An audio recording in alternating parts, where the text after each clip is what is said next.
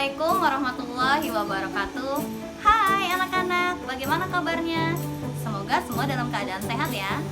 Nah, kali ini Ustazah ingin menyampaikan materi tentang penggunaan kalimat efektif. Terus, mengapa kita harus belajar kalimat efektif? Dan sebenarnya apa yang dimaksud dengan kalimat efektif?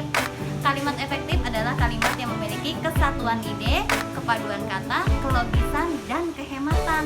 Lalu, apa saja ciri-ciri kalimat efektif? Ada. Yang pertama yaitu logis. Apa itu logis?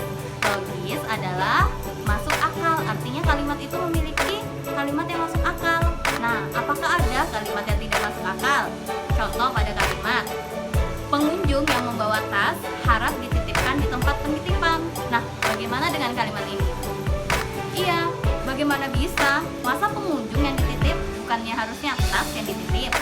Nah, inilah kalimat yang dimaksud dengan kalimat yang tidak logis. Akan kita ubah menjadi kalimat yang logis dan kalimatnya efektif. Bagaimana? Tas yang dibawa pengunjung harap dititipkan di tempat penitipan. Maka maknanya akan jelas bahwa yang dititip adalah tas. Yang kedua yaitu tidak boleh ambigu. Apa yang dimaksud dengan ambigu? Ambigu artinya bermakna ganda dalam sebuah kalimat.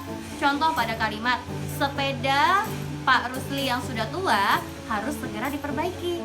Nah, bagaimana dengan kalimat ini?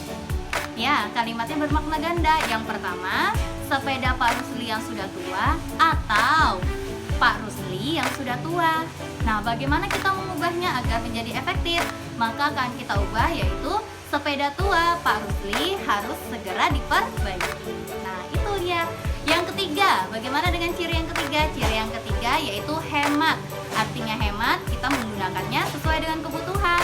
Contoh pada kalimat, Rani memakai baju warna coklat.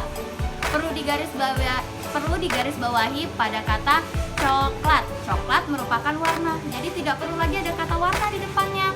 Maka akan kita ubah menjadi Rani memakai baju coklat. Nah, seperti itu. Lalu yang keempat yaitu kita gunakan sesuai dengan PUEBI. Artinya apa PUEBI? Yaitu Pedoman Umum Ejaan Bahasa Indonesia. Nah, karena ketika kita menulis kalimat, kita harus menggunakan aturan-aturan yang ada di dalam ejaan bahasa Indonesia itu sendiri. Karena kalau kita tidak sesuai dengan ejaan, bagaimana? Tidak akan efektif kalimat itu. Nah, jadi kalimat efektif memiliki 4 ciri. Yang pertama logis, yang kedua tidak boleh ambigu, yang ketiga hemat, yang keempat sesuai dengan Pedoman Umum Ejaan Bahasa Indonesia. Nah, anak-anak, oleh sebab itu mengapa kita harus belajar kalimat efektif?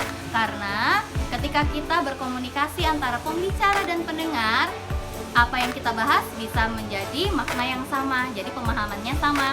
Nah, kalau misalnya kita tidak menggunakan kalimat seperti itu, bisa jadi ada konflik di antara kita, pembicara dan pendengar. Nah, itu mungkin yang bisa Ustazah sampaikan. Semoga kalian semua di rumah tetap semangat dalam belajar. Jangan lupa mengerjakan tugas yang ada di akhir video. Itu yang bisa Ustazah sampaikan. Wassalamualaikum warahmatullahi wabarakatuh.